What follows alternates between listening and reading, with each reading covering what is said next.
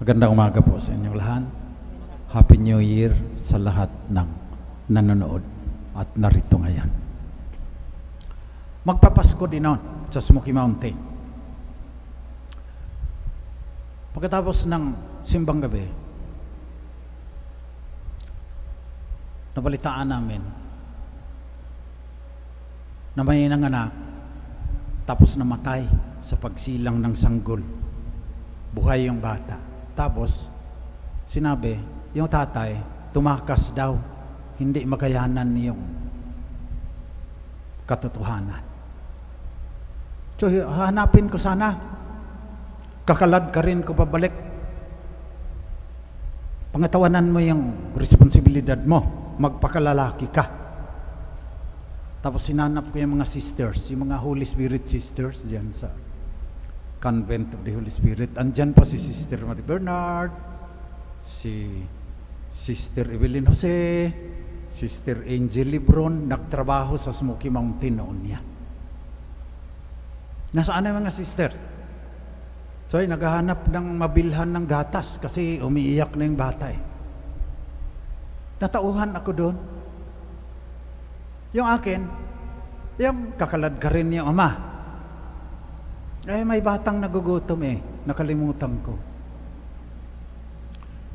Kaya kailangan, tignan natin kung ano ang pinakamahalagang mensahe ng simbahan. Kapistahan ni Maria, Ina ng Diyos.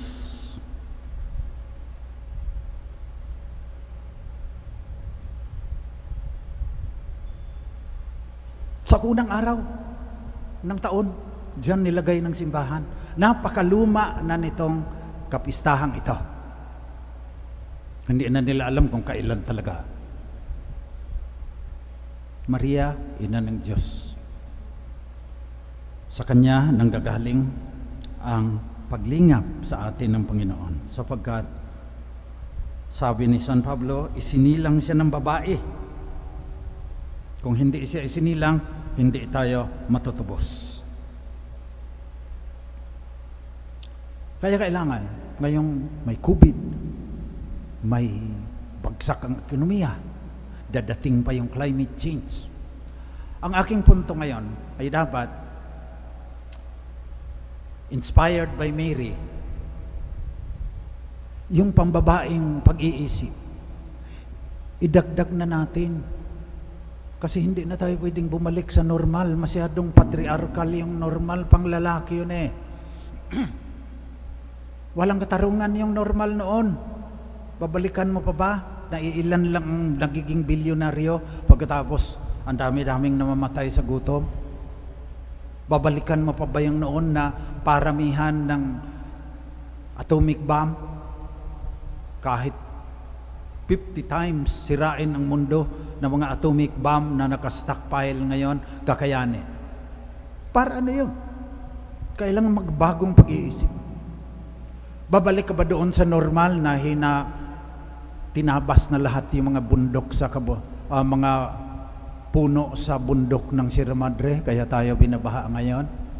Huwag na tayong bumalik doon. Gagawa tayo ng bagong mundo. Yun pangarap ni Jesus. Isang mundo na naaayon sa kaharian ng Diyos. Isang mundo na may shalom. May katarungan, may kapayapaan, may pagtatanggol sa kalikasan. Justice, peace, and integrity of creation. At kagaya nga ng nasabi ko, naging ganon yung ating normal noon dahil panlalaki masyado ang ginagamit na pag-iisip. Gaya ko, kapag kaladkad ng lalaking walang responsibilidad ang aking binigyang diin, eh may bata pala doon na umiiyak na dahil walang nanay na masusuhan. Iba kasi ang pag-iisip ng mga babae.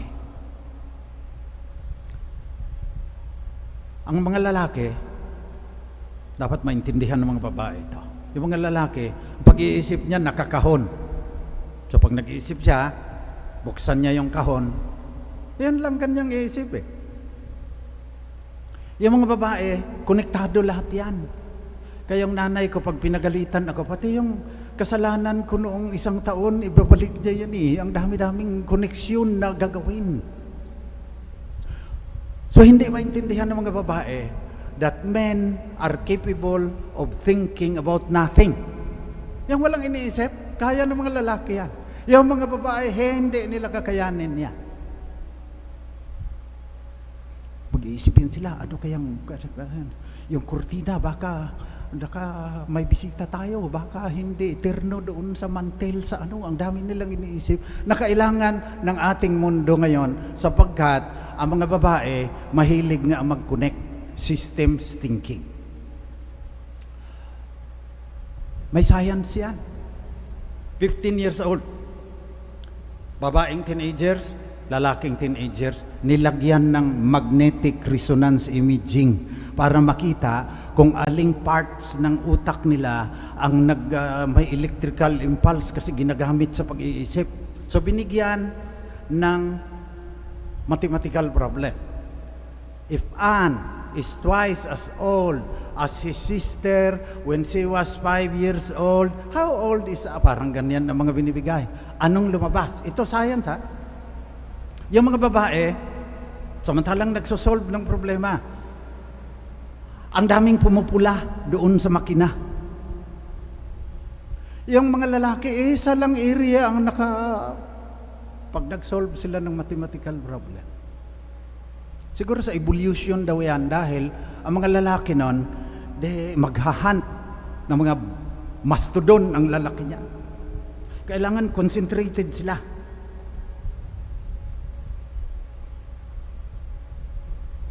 Kailangan hindi sila gagalaw ng matagal.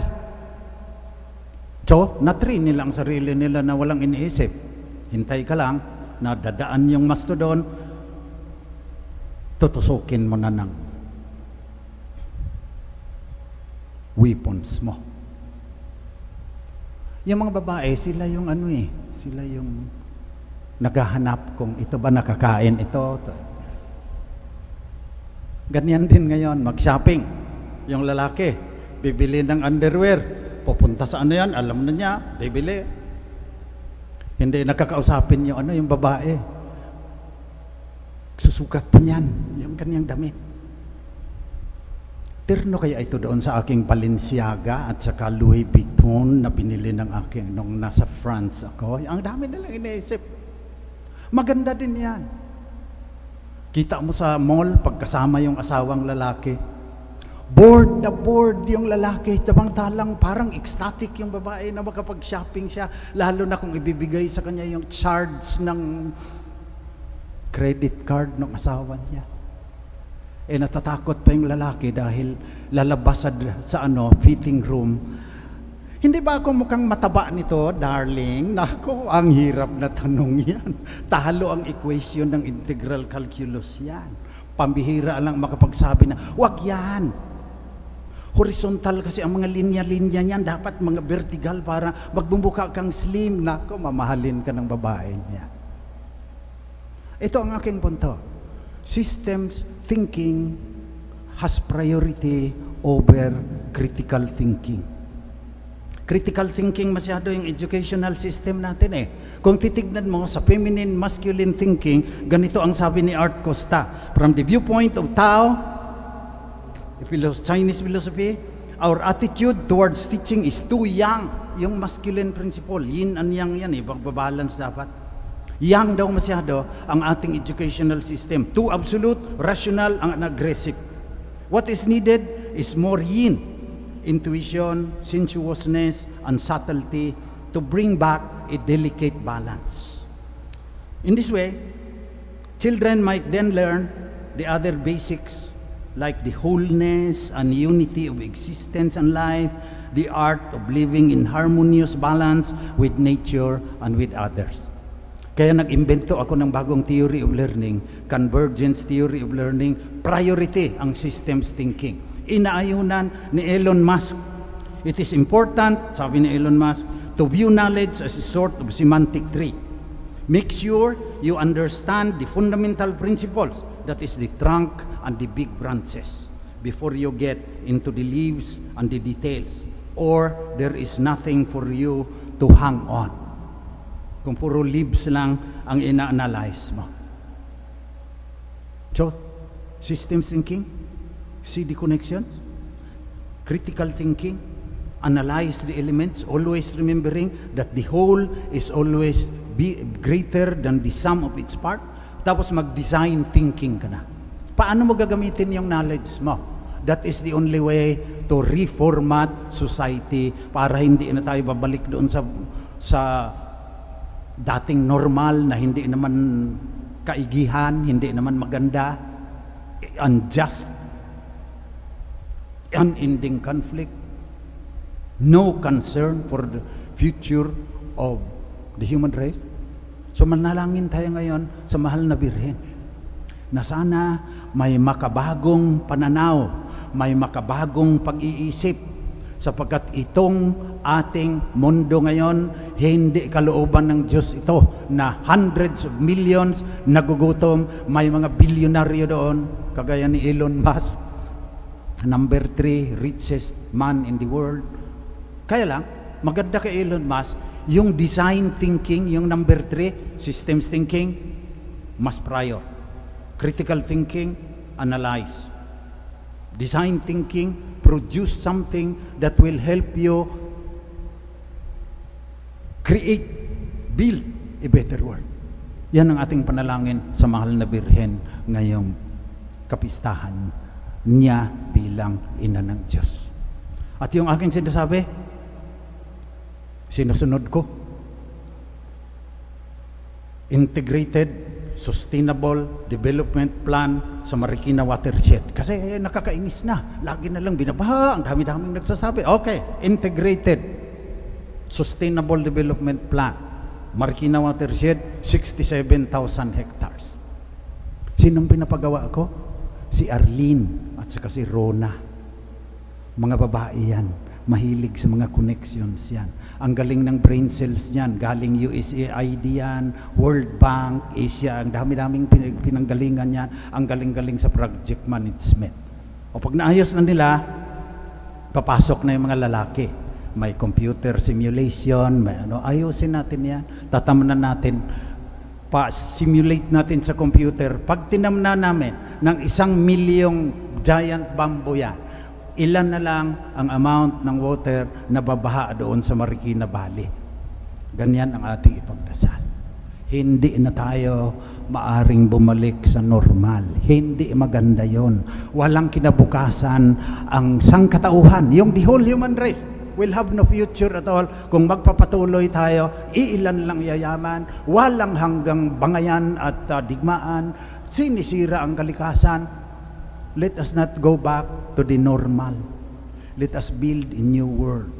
And through the inspiration of the Blessed Virgin Mary, as the feminine principle of evolution, let us build a world that is just, a world that is peaceful, a world where creation flourishes because nature is defended and fostered. Mary, Mother of God, pray for us.